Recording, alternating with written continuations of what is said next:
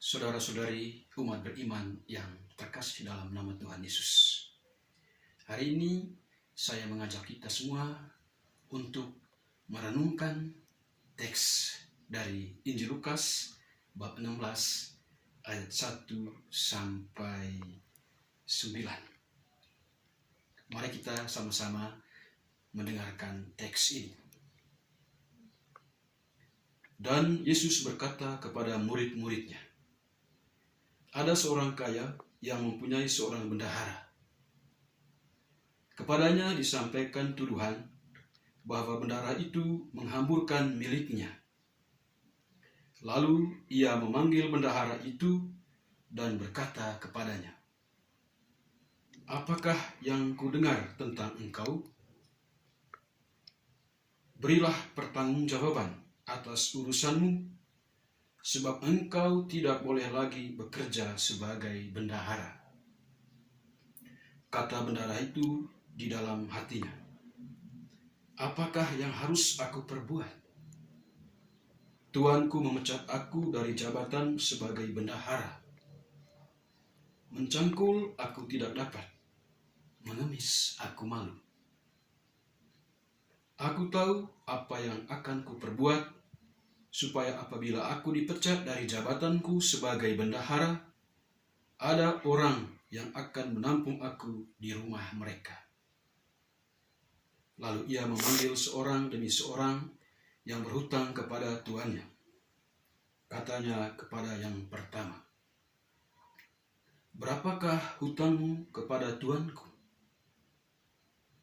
Jawab orang itu, 100 tempayan minyak. Lalu katanya kepada orang itu, inilah surat hutangmu.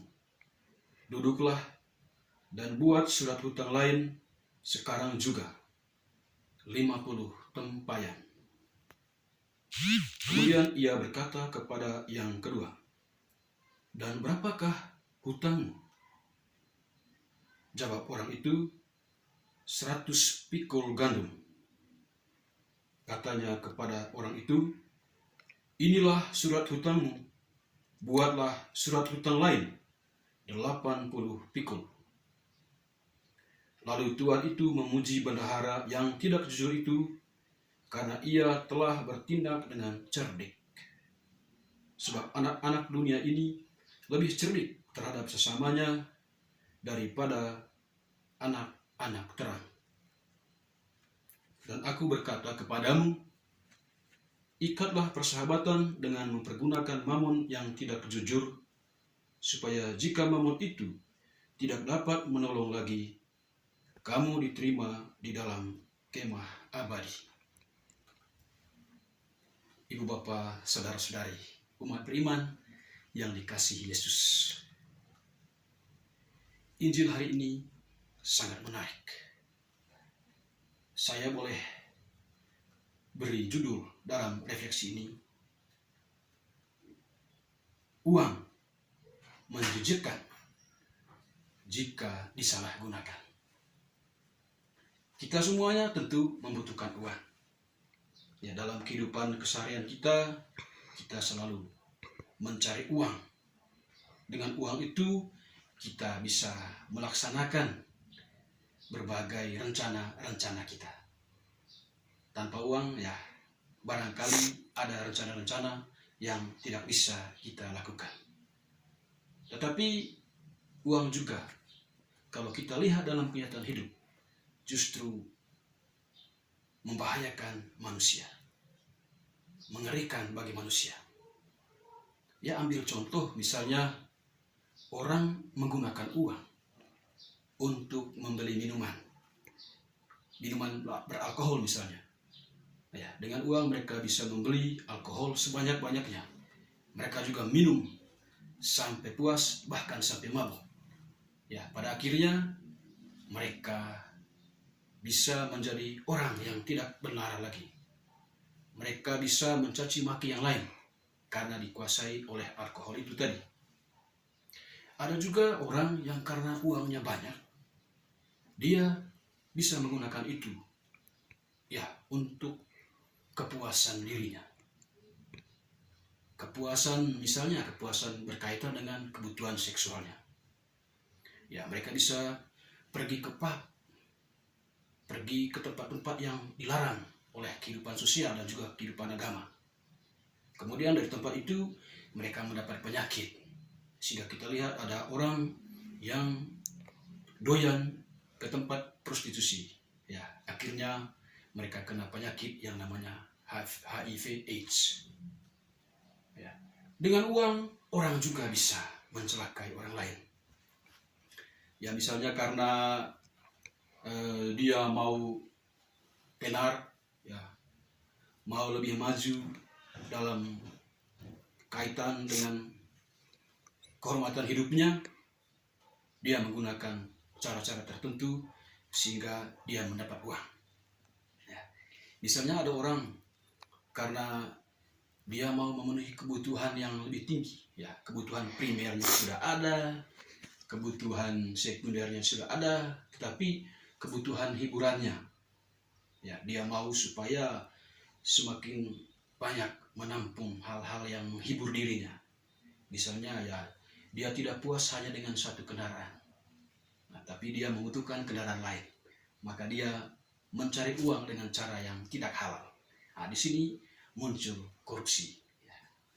Orang mendapatkan uang dengan cara-cara yang tidak benar, ya, dengan cara korupsi tadi, ya, sehingga dia mengumpulkan uang dengan cara yang tidak halal. Kita mendengar dalam teks Injil tadi bagaimana seorang bendahara yang dipercayakan oleh tuannya untuk mengelola keuangan, ya, dalam usaha tuannya itu. Ya, begitu banyak uang yang didapat karena tuannya ini cerdas, ya, untuk mencari peluang-peluang sehingga dia mendapatkan banyak uang, dan uang itu semuanya dikumpulkan ke bendahara.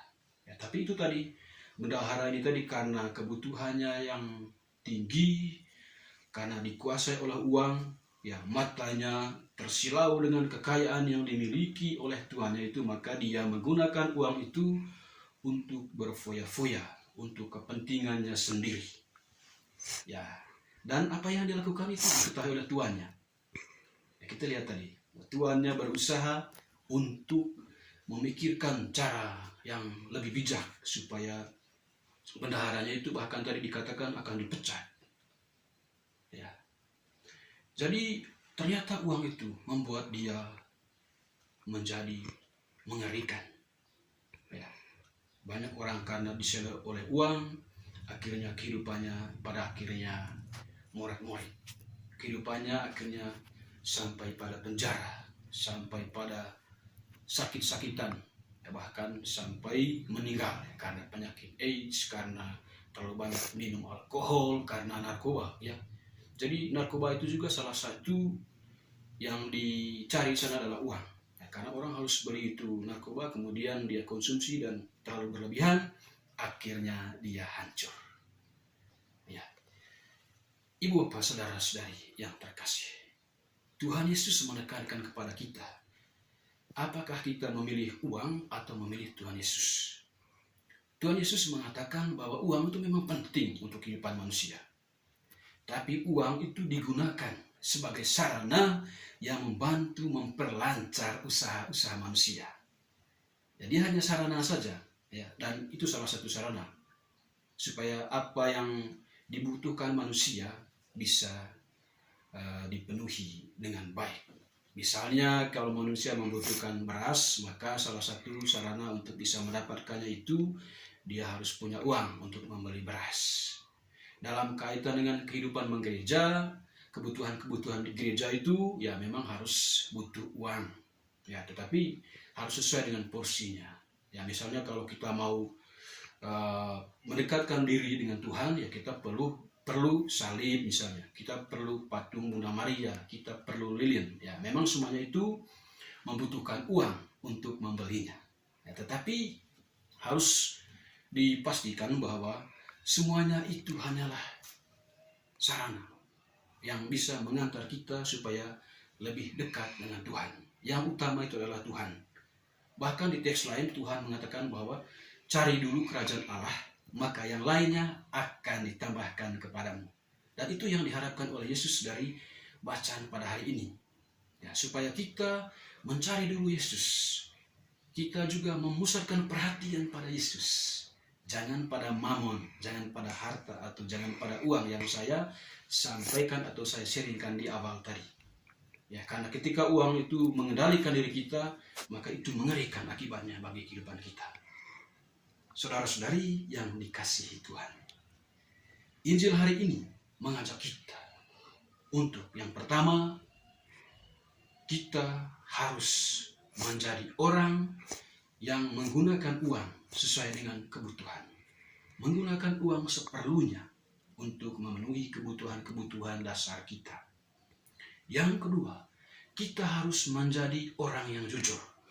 Ketika kita dipercayakan untuk mengelola uang, maka gunakanlah kepercayaan itu dengan sebaik-baiknya.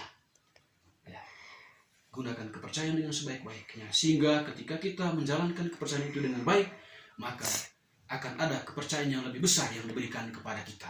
Ya, kuncinya jujur dan bertanggung jawab dalam menjalankan kepercayaan yang diberikan oleh orang lain kepada kita, entah oleh gereja atau oleh pemerintah atau oleh sekolah atau pihak mana saja. Ya, apalagi yang berkaitan dengan uang, kita harus menjalankannya itu dengan kepercayaan, dengan sungguh-sungguh, dengan kesetiaan dan dengan ketulusan, tanpa disilaukan oleh uang yang kita kumpulkan, yang kita kelola karena tugas kita sebagai bendahara misalnya. Tapi jalankanlah itu dengan sepenuh hati, sesuai dengan yang dipercayakan kepada kita. Yang ketiga, kita harus tetap memilih Tuhan sebagai andalan dalam hidup kita. Kita selalu berpatokan pada Tuhan, selalu mengarahkan diri kepada Tuhan, maka yang lain akan dipenuhi oleh Tuhan sendiri.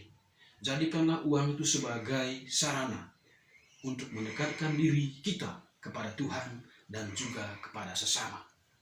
Jadi dengan uang yang kita miliki, kita bukannya dikendalikan oleh uang, tapi uang itu mengantar kita supaya kita membangun hubungan yang baik dengan Tuhan.